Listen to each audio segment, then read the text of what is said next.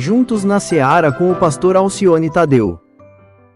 Convido a igreja, convido os irmãos para que abram as suas Bíblias na carta que Paulo escreveu aos Gálatas, capítulo 6.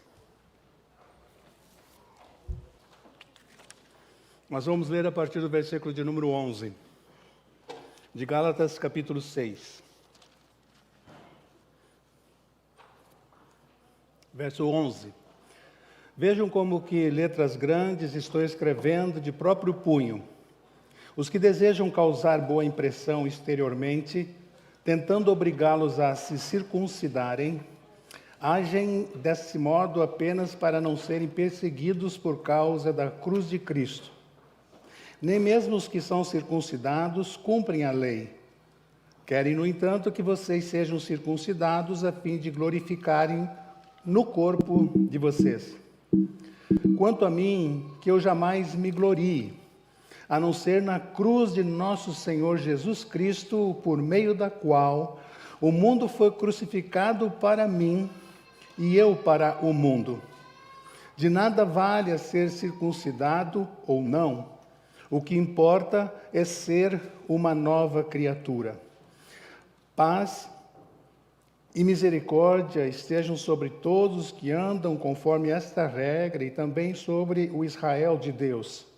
Sem mais, que ninguém me perturbe, pois trago em meu corpo as marcas de Jesus.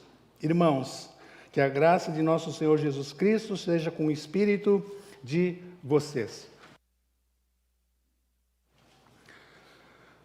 A região da Galácia, ou os Gálatas, foram alcançados pelo Evangelho na primeira viagem missionária que Paulo e Barnabé realizaram. Era uma província romana. Hoje é uma península ligando dois continentes, o continente asiático e o continente europeu, mais ou menos ali naquela região onde está localizada a Turquia. Tudo indica que a carta aos Gálatas foi escrita no mesmo tempo que Paulo escreveu a segunda carta aos Coríntios. Normalmente, estudos também nos mostram que o apóstolo Paulo usava um secretário, alguém ao lado dele, a quem ele ditava as suas cartas. Agora, Gálatas, nós temos a informação que ele mesmo escreveu esta carta. Você pode ver na introdução que ele diz que ele mesmo, capítulo 1, escreveu aos Gálatas. Qual é o motivo da carta aos Gálatas? Primeiro ponto, dito isso, feita essa introdução. O motivo da carta, irmãos, está no versículo de número 9, um pouquinho acima. Verso 11, que eu acabei de ler. Vejam com que letras grandes estou escrevendo de próprio punho, eu mesmo escrevendo. Aí vem o verso 12 e nós entendemos o motivo da carta. Os que desejam causar boa impressão exteriormente tentam obrigá-los a circuncidarem-se. O problema é que a igreja na Galácia tinha muitos judeus que se converteram ao cristianismo. E eles começaram a pregar, dizer na igreja, que as pessoas não judias que aceitavam Jesus precisavam se circuncidar para que a salvação deles fosse completa. O apóstolo Paulo fica sabendo disso, dessa exigência que os judeus estavam fazendo, os judeus convertidos ao cristianismo, e então ele escreve a carta. Basicamente o motivo é esse. Circuncisão, sabemos, aquele ato cirúrgico, não é? Nos homens, para a retirada do prepúcio, e costume judaico até os nossos dias. Mas é de longa data conhecida essa cerimônia, esse ritual judaico que está agora causando um problema dentro da igreja. Os não-judeus se convertendo e a igreja, os líderes judeus ali dentro, dizendo que só Jesus não salvava. Era preciso também a circuncisão. E Paulo diz: eu estou admirado de ver vocês dizerem que além de Cristo é preciso a circuncisão para a salvação. Quem ensinou isso para vocês? Que evangelho é esse que está sendo ensinado para vocês? Ele vai dizer: olha, o evangelho que pregamos aí, eu e Barnabé, Jesus Cristo, a cruz de Cristo, é suficiente para a salvação. E se alguém apresentar a vocês um outro evangelho, é maldito. É maldito, não cabe. Não aceitem isso. Motivo da carta. E agora a pergunta: qual é a glória de Paulo? Versículo 14. Quanto a mim, que eu jamais me glorie, a não ser na cruz de nosso Senhor Jesus Cristo, por meio da qual o mundo foi crucificado para mim e eu para o mundo. A cruz de Jesus, diz Paulo, a morte de Jesus na cruz é suficiente para a nossa salvação. E eu me glorio na cruz de Cristo. O que significa esse gloriar-se aqui do apóstolo Paulo? Gloriar-se, em outras palavras, é a pessoa falar que é famosa. Eu acho muito interessante as entrevistas do Pelé. Isso é público, todo mundo conhece, sabe? Já viram a entrevista do Pelé? Como é que ele fala? Porque o Pelé é 3 vezes campeão do mundo. Já viram? Porque o Pelé está fazendo uma obra em favor das crianças. Porque o Pelé foi eleito o melhor jogador do mundo. É interessante esse negócio do Pelé, né? Essa questão do Pelé. O Pelé é o rei do futebol. Até agora não apareceu outro Pelé. Ele falando de si mesmo, né? Essa necessidade. Gloriar-se tem esse sentido. A pessoa dizendo que tem nome, que tem um brilho, que ela é superior, que ela gosta de homenagens, que ela gosta de contar vantagem sobre tudo. O melhor trabalho é o dela, o melhor carro ali no estacionamento é o dela, o melhor carro, o melhor apartamento lá no prédio é o meu. Gloriar-se nesse tipo de situação. A melhor casa de campo lá na área é a minha casa. Essa ideia aqui. Os judeus tinham se convertido ao cristianismo, estavam dizendo: nós somos circuncidados. Nós somos melhores do que vocês que não são judeus. Então, se vocês querem fazer parte da igreja e ser igual a nós, vocês precisam se circuncidar. Então, a pessoa tem uma necessidade de falar o tempo todo dela. A psicologia explica isso. A pessoa tem uma necessidade de autoafirmação. Em outras palavras, ela está dizendo: pessoal, eu estou aqui, eu venci na América. Olhem para mim. Eu tenho em que me gloriar. Os judeus falavam isso. Se gloriavam na circuncisão. E você ouve uma pessoa dessas falando, E isso deve estar longe da boca, da fala do crente. Muito longe. O crente não fala isso. O crente não vive isso. O crente não tem essa necessidade, como nós vamos ver logo mais. Se ouve uma pessoa dessas falando, você fica olhando, poxa, essa irmã aí não tem defeito. Esse irmão aí não tem defeito. Olha que coisa impressionante. Né? Então, a glória de Paulo estava em Jesus Cristo. Estava na cruz de Cristo. Em que Paulo poderia se gloriar, irmãos? Meu segundo ponto com vocês hoje de manhã. Em que ele podia se gloriar? Paulo podia se gloriar na sua conversão.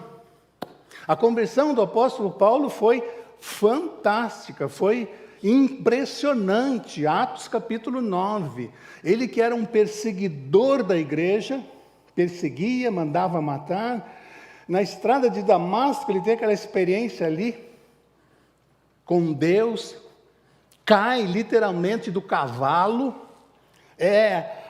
amassado, ele fica cego, ele fica 3 dias sem comer, em jejum, num quarto lá na casa de Ananias. A conversão do apóstolo Paulo, ele podia estar contando em todos os lugares por onde ele passava e dizer assim, a minha conversão é sem igual.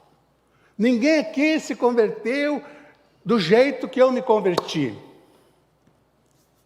Podia se gloriar nisso.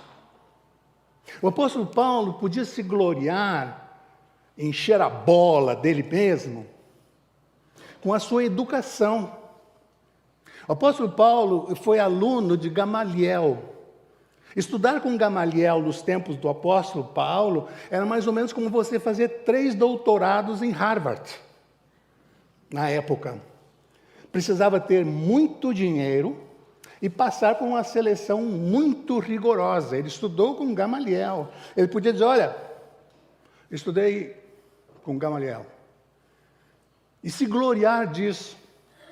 Eu falo grego, latim, hebraico e aramaico. Pelo menos 4 idiomas. E Paulo podia se gloriar na sua religião. Em Listra, depois de convertido, Atos capítulo 14, ele cura um homem aleijado na cidade, e toda a cidade chega perto dele, e a multidão diz, os deuses desceram até nós em forma humana. Foi considerado um deus em Listra, e receberam nomes de deuses. Não é? Barnabé foi chamado Zeus, e Paulo foi chamado o deus Hermes. Ele podia se gloriar na sua religião, que em Listra ele foi considerado um deus, e ele saiu dizendo isso por todos os lugares. Se gloriar na sua religião. Ele podia se gloriar na sua obra missionária. Nenhum dos 12 apóstolos fez a obra missionária que o apóstolo Paulo fez, realizou 3 viagens missionárias, espalhando esse evangelho maravilhoso que chega até os nossos dias. E ele diz em Filipenses 3:8 algo impressionante sobre tudo isso, sobre essa bagagem que ele tinha. Ele diz, conhecer a Cristo foi a melhor coisa que me aconteceu. E o resto da minha vida, das coisas que eu alcancei, que eu fui, que eu sou, as outras coisas eu considero como esterco. Então, se Paulo não se gloriava nisso tudo, de que Paulo se orgulhava? Acabamos de ler, versículo 14, Gálatas 6. Eu me glorio na cruz de Cristo. Meus irmãos, o que isso significa? Irmãos, lembrar do que aconteceu na cruz do Calvário. Foi o melhor que aconteceu em nosso favor. É um amor indescritível, não dá para explicar. Lembrar da cruz de Cristo e o que Cristo fez por nós ali na cruz. Nisso que Paulo se gloriava. Na cruz, o eu morreu. Paulo diz, eu estou crucificado, eu fui morto, o eu, sumiu, desapareceu na cruz. E Cristo vive em mim. Os irmãos sabem, imaginem, no nosso coração tem um trono, e nesse trono está o eu, entronizado o eu. E quando você aceita Jesus, você tira o eu do trono e coloca Jesus no trono. Porque o eu, meus irmãos, é a coisa mais vazia que existe. Mais vazia. Lendo um livro de Philip Yancey, algum tempo atrás, ele conta a história de Gilbert Chesterton, que viveu entre 1874 e 1936. Gilbert foi um inglês, escritor, jornalista, crítico de arte. Aí o jornal, naquela época, London Times, perguntou para os seus leitores o que há de errado com o mundo. Escrevam para a redação cartas dizendo o que você acha, o que vocês acham que está errado com o mundo. Então esse inglês londrino, Gilbert, escreveu para o jornal: prezados senhores, o que está errado com o mundo? Eu. Assinado Gilbert. Eu. É a coisa mais vazia que podemos pensar.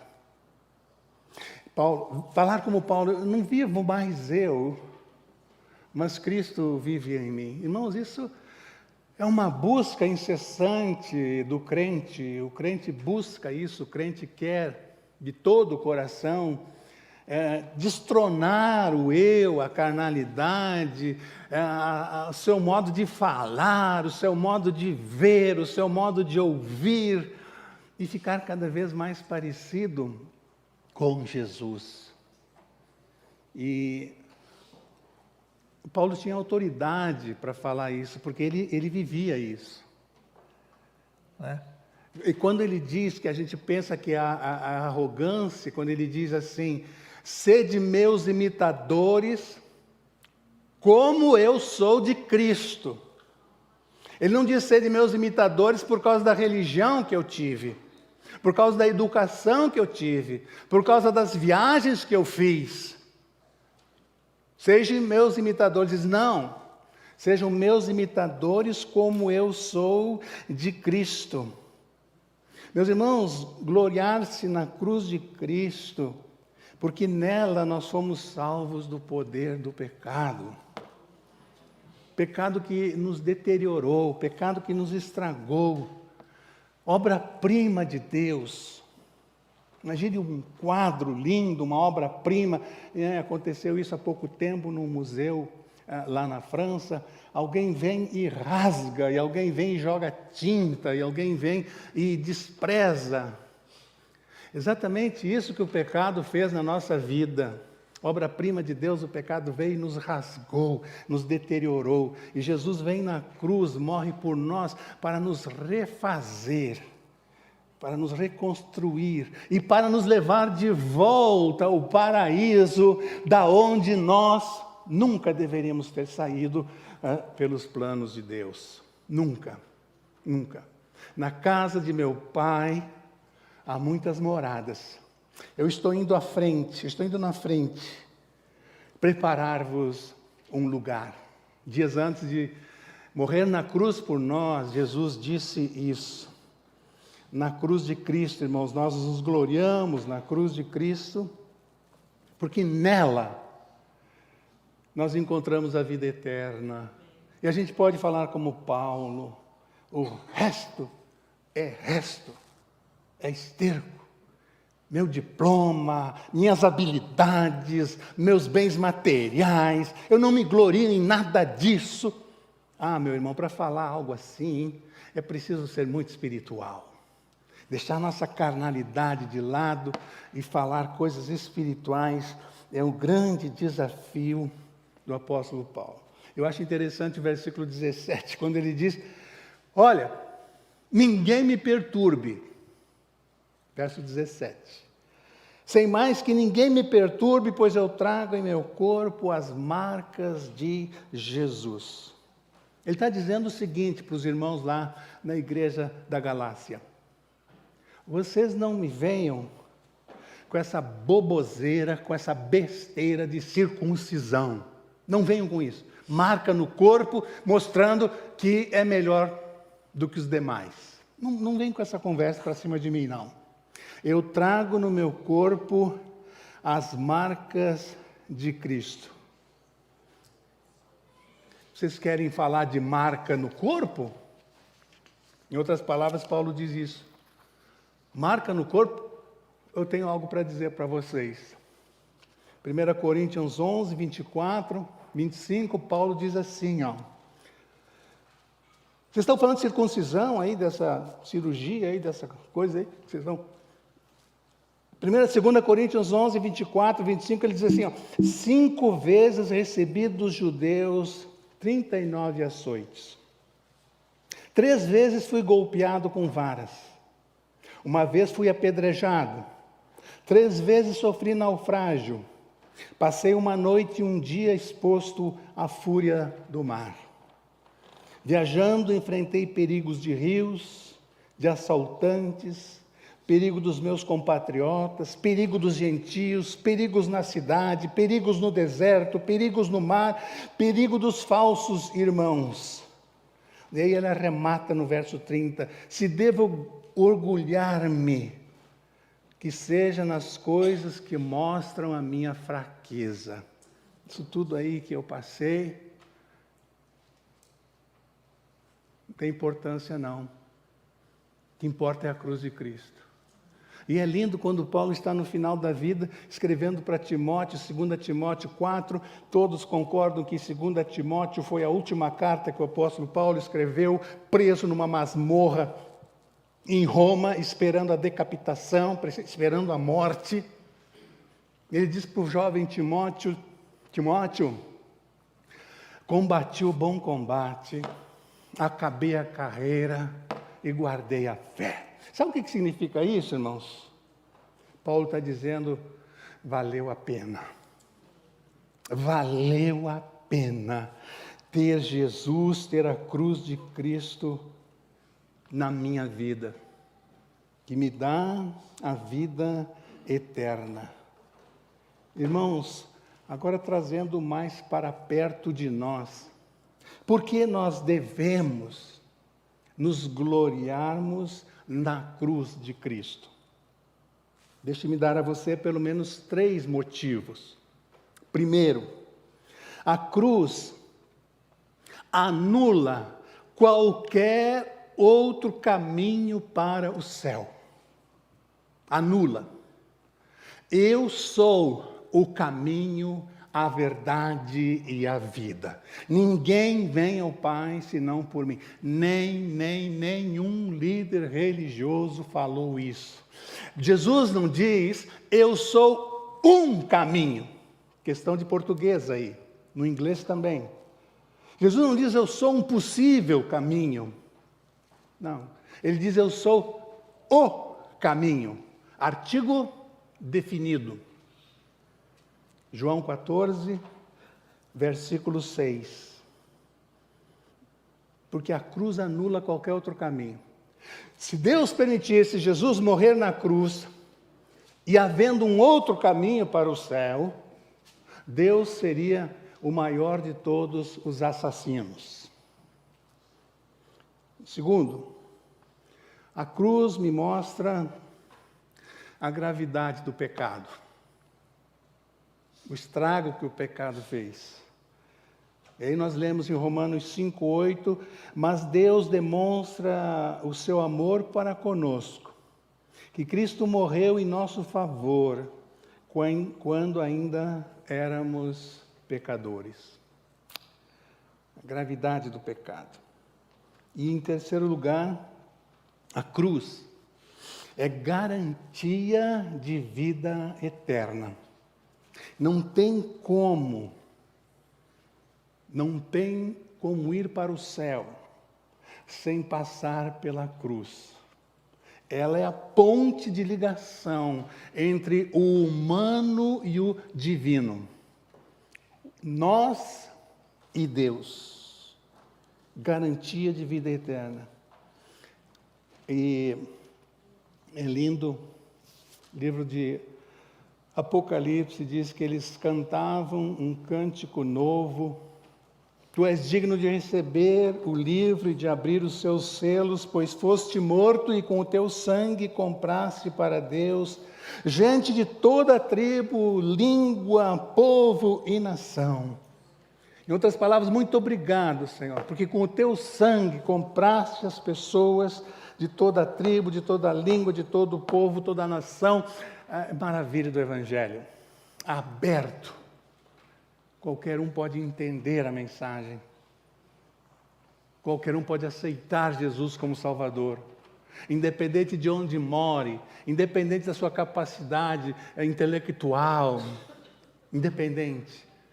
Uma criança entende o Evangelho. Um sábio como Salomão entende Deus.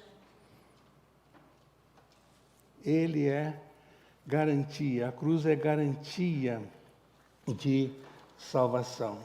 Irmãos, vamos sair da casa do Senhor hoje, depois desse culto, dizendo: tudo na nossa vida é, parafraseando Paulo, esterco. O que vale mais, o que tem o maior valor na minha vida é a cruz de Cristo. As duas lições finais de Gálatas. Primeira, não temos nada em que nos gloriarmos. Pó, barro, para o pó retornaremos. Dentro dessa ideia, eu estou preparando uma mensagem no livro de Jeremias, sobre o vaso nas mãos do oleiro. O vaso que é quebrado e feito um novo. Quero falar sobre se é vaso quebrado, em quebrantamento. Todo crente precisa de uma experiência de quebrantamento. Não só de encontro com Jesus, não só de salvação, não só de Jesus Salvador, mas de quebrantamento, de ser quebrado por Deus. Não temos nada para nos gloriarmos. Segunda lição, irmãos, Cristo é suficiente. Cristo basta. A morte dele na cruz é certeza de salvação para aqueles que aceitarem. Vinde a mim, todos vós que estáis cansados, sobrecarregados, e eu vos aliviarei. E eu, quando for levantado da terra, todos atrairei a mim. Lembro daquela história da aula de filosofia da religião na universidade grega, que eu contei algum tempo atrás. Terminada a classe, um aluno muito inteligente, se aproximou do professor e disse: mestre, só ele e o professor na sala. Vamos nos unir nós dois e criar uma religião maior do que o cristianismo. E o professor disse: qual de nós dois vai morrer numa cruz?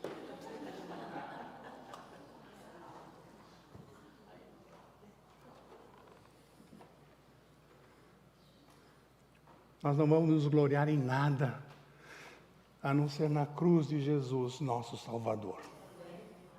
Que Deus nos abençoe. Que Deus nos torne mais parecidos com Jesus. Que o apóstolo Paulo seja uma inspiração para nós. Deus dele, olha que coisa linda, irmãos. O Deus de Paulo é o nosso Deus. É o nosso Deus. Vamos orar agradecendo por isso. Deus amado, muito obrigado, porque a Tua palavra fala ao nosso coração, Senhor Deus, faz tão bem ao nosso coração. Senhor, nos ajuda a abrirmos o nosso coração, a nossa vida, Pai, para a ação poderosa do Espírito Santo, Senhor.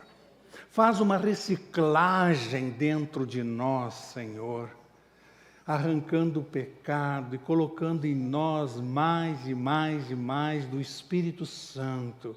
E que o nosso eu desapareça. E a nossa fala seja inspiração, Pai. E os nossos ouvidos, os nossos olhos sirvam para a nossa edificação, Senhor. Nos ajude. É uma obra que só o Espírito Santo pode fazer. Senhor, esclarece os corações que estão aqui hoje de manhã sobre a verdade da cruz. O único caminho para a nossa salvação. Único, Pai. Se aqui tem algum coração que não tem ainda essa certeza, Senhor, esclarece, ajuda, abre os olhos desse amigo, desse visitante, dessa pessoa que está conosco hoje e que Tu conheces os corações. Faz essa obra, que é uma obra do alto, é uma obra Tua. Nós falamos contigo no nome de Jesus poderoso, que morreu na cruz para nos salvar. Amém, Pai. Amém. Amém. Uma semana abençoada para você, uma semana de vitórias para você.